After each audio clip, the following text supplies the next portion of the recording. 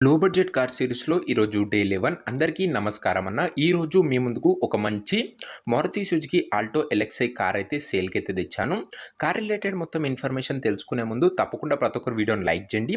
మీ దగ్గర ఏమన్నా కార్స్ కానీ, వెహికల్స్ కానీ అమ్మకానికి ఉన్నట్లయితే స్క్రీన్ మీద కనబడుతున్న పైన కనబడుతున్న నంబర్‌కి వాట్సాప్‌లో ఫోటోలు అయితే పంపండి అన్న. మనం అమ్మి పెడతాము. ఎవరు కూడా నార్మల్ కాల్స్ చేయకండి.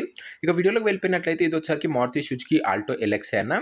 2011 మోడలు కేవలం 86,500 కిలోమీటర్లు మాత్రమే తిరిగింది.